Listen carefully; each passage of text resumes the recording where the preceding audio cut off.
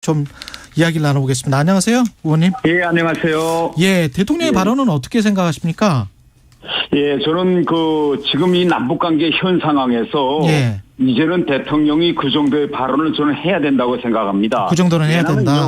예. 우리가 이 9.19 군사 합의의 성격을 들여다보면 9.19 군사 합의는 결국은 두 정상이 맺은 4.27 판문점 선언의 부속 합의서입니다. 예. 그런데 우리가 이 부속 군사 합의서의 전제 조건인 4.27 판문점 선언에서 핵심 사항이 북한 비핵화인데 김정은 자체가 결국은 비핵화 약속을 깨고 지연은 결국은 북한의 핵 선제 사용을 법제화까지 했습니다. 그러니 우리가 순차적으로 본다면 4.27 판문점 선언의 전제가 날아났고 그렇게 되면 당연히 그 부속 합의서인 이 9.19 군사 합의서도 이건 자동적으로 날아나는 겁니다. 실질적으로. 완전히 유명무실화됐죠. 그다음에 두 번째 문제는 뭔가 하면 9.19 군사 합의는 결국은 남북 간의 군사적 충돌을 막기 위해서 완충지대를 설치한 겁니다. 그러면 쌍방이 이것을 존중할 때야만이 평화 관리가 되는 거예요. 그런데 결국은 지금까지 1년 동안에 북한이 수시로 군사 합의를 깨고 있기 때문에 지금 현 시점에서 남북관계는 적어도 우리 쪽에서 군 통수권자가 북한의 이런 도발 행위가 지속된다면 우리도 기필코 여기에 더는 내있을 필요가 없다는 걸 당당히 밝혀야 할 이 시점에 왔다는 겁니다. 저는. 북한은 어떻게 반응할까요? 북한은 당연히 이제 지금까지도 이렇게 이야기했습니다. 9.19 군사합의는 우리가 지키지 않는다. 이렇게 계속 얘기해 왔거든요.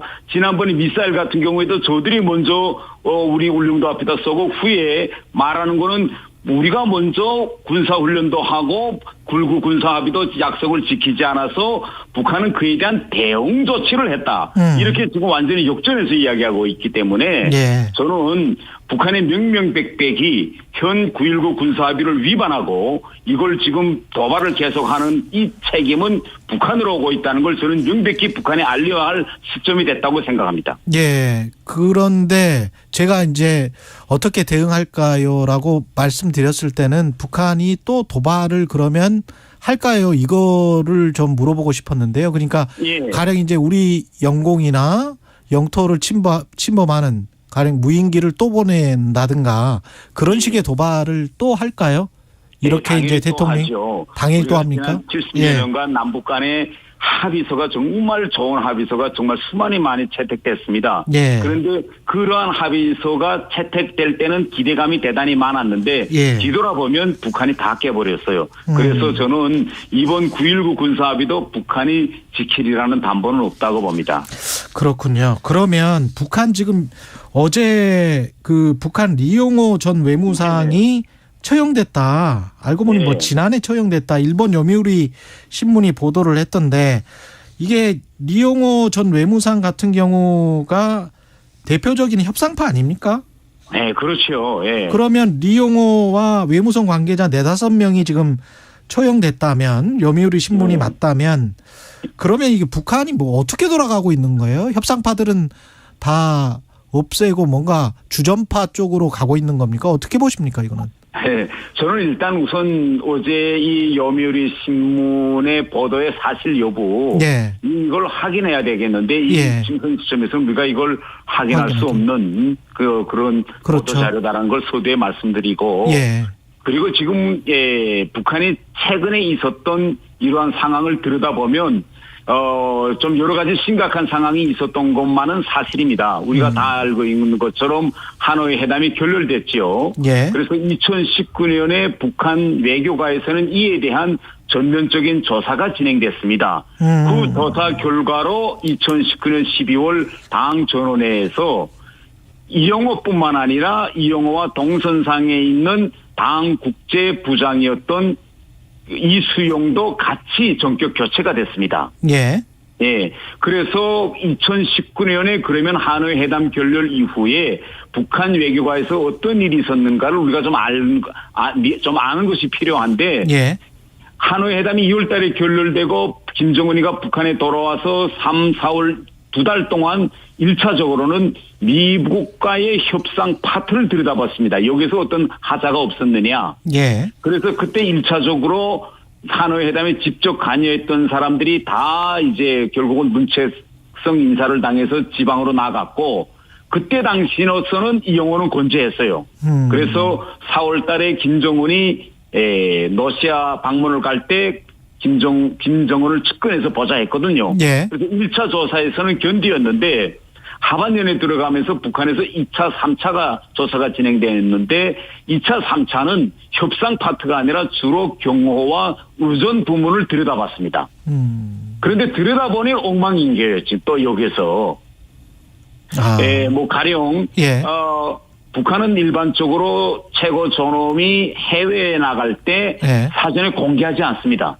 예. 그런데 하노이의 경우에는 떠날 때부터 평양역에서부터 열차로 떠난다는 걸 공개하고 성대한 의식까지 하고 떠났습니다. 그러니 열차로 평양에서 또 하노이 갔다는 게 미리 다 드러났거든요. 그때는 뭐 잘 될 줄 알고 뭐 그랬으니까. 그렇죠. 예. 그렇죠. 그러면 이런 상황이었다면 일단 실무진에서는 열차 노선을 언론이나 정보계에서 확인할 수 없는 노선을 정해야 되는데 너무 빤드름한 노선을 정했어요. 그래서 하노이에 도착도 하기 전에 김정은이 우리가 다 본 것처럼 담배 피우는 사진이 공개됐거든요. 뭐 처형할 명분을 뭐 이리저리 찾을 수는 있을 것 같습니다만은 예. 그건 뭐 북한 사정이고요. 근데 이제 북한에 이제 놀린 것 같고 근데 이렇게 이제 처형을 하면 북한 엘리트층을 처형을 하면 제가 궁금한 거는 그 김정은과의 관계가 어떻게 설정이 됩니까? 바로 북한 엘리트층이 무력화되고 다른 사람이 채워집니까? 아니면은 그런 풀도 한정돼 있을 것 같은데 어떻게 생각하세요? 물론 이용호 정도의 이제 협상 베테랑 같은 인물을 찾기는 쉽지 않을 겁니다. 예. 이 협상력이라는 건요. 한 해, 2해 정도 해보고 이게 형성되는 게 아니거든요. 그렇죠. 이용호 같은 경우는 정말 1990년대부터 제네바 94년도 제네바 미국 핵 협상 때부터 이걸 주도해온 사람인데 이 사람을 물리치고 그에 대응한 그런 협상가를 찾기는 힘들 거라고 저는 생각하고 다른 하나는요. 예. 지금 이게 북한 엘리트층에 주는 충격이 뭔가면 김정은과 이용호는 가문적으로도 아주 특수한 연고입니다. 아 그래요? 네. 왜냐하면 이용호의 부친이 김정일에 그러니까 김정은이 어릴 때 예. 김정일 그 집에서 거의나 이제 집사와 같은 역할을 했습니다. 우리로 말하면 뭐 청와대 비서실장이랄까 아니면 뭐 총무비서관이랄까. 그러니까 북한에서는 3층 서기실 비서실장이라고 하는데 김정일에 실장을 했거든요. 그래서 김정은이 어릴 때 예. 김정은이 그 생모 고영이와도 아주 특수한 관계에서 결국은 돌봐준 이런 사람이었거든요. 일종의 집사였군요. 집사. 그렇죠. 네. 그래서 정말 이런 배경으로 이용호가 외무상 자리까지 승진한 겁니다. 이게 대북 전략 측면에서는 좀 달라질까요? 만약에 이용호나 그 동료들이 처형이 됐으면 제가 아까 말씀드린 것처럼 더 강경하게 북한은 갑니까? 어떻게 보세요? 그 예측을? 뭐 최종 결정권자인 김정은이 어떤 이제 전략을 취하는 것도 많이 관련되겠지만 한동안은 미국과 북한 사이에 대단히 강대강으로 갈 수 있는 그런 가능성이 많습니다. 왜냐면요. 이렇게 협상파를 치면 협상파에 속했던 사람 또 그런 협상을 하고 싶은 속생각을 가지고 있던 그런 라인이 다 위축되거든요.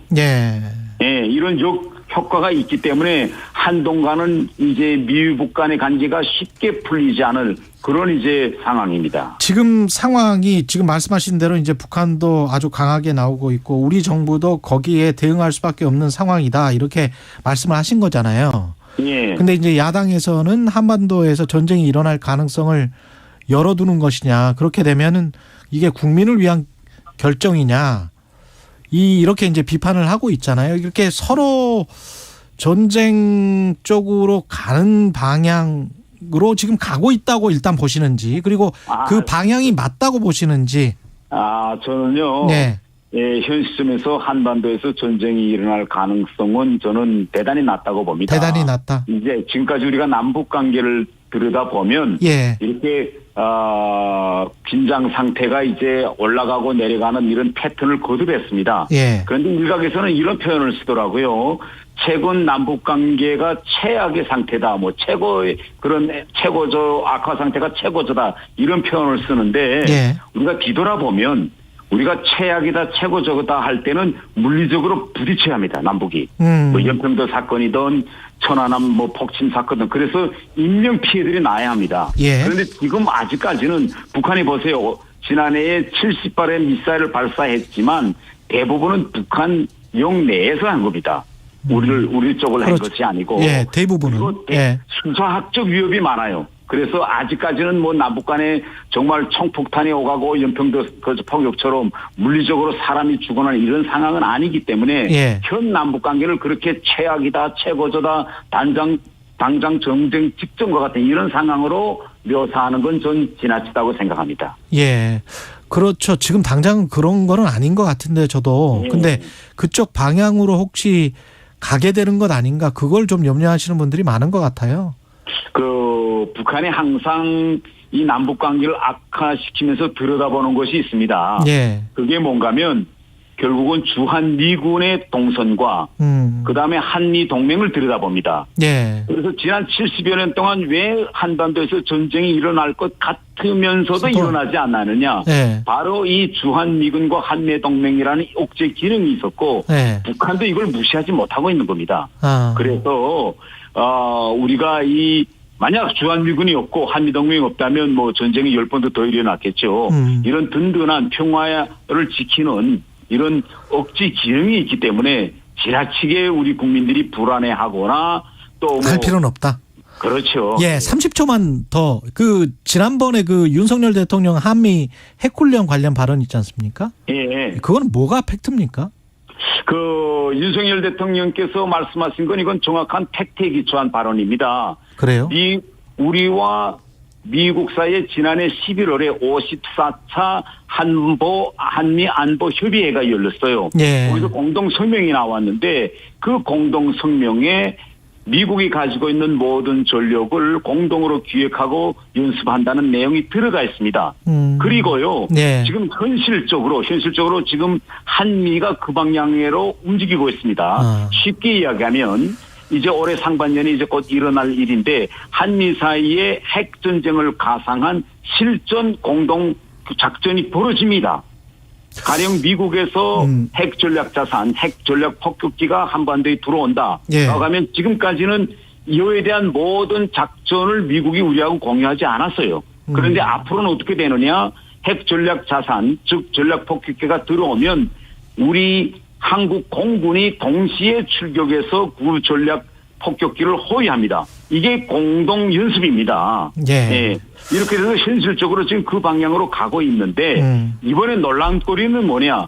기자가 바이든 대통령에게 핵 전쟁 연습, Joint Nuclear Exercise라고 물어본 겁니다. 예. 이거는 개념이 전혀 다른 거죠. 예. 예. 그래서 그러면 뭐 일각에서 그러면 누가 진실을 이야기하느냐, 바이든 대통령이냐, 윤석열 대통령이냐 이런 질문들을 많이 제기하시는데 예. 윤석열 대통령도 팩트를 이야기했고 바이든 대통령도 팩트를 이야기한 겁니다. 알겠습니다. 여기까지 듣겠습니다. 외통위 여당 간사 맡고 계신 태영호 국민의힘 의원이었습니다. 고맙습니다. 예, 감사합니다. 예, 날씨와 교통정보 듣고 언박싱 계속 이어가겠습니다. 최경영의 최강시사 출근길 날씨 정보입니다. 오늘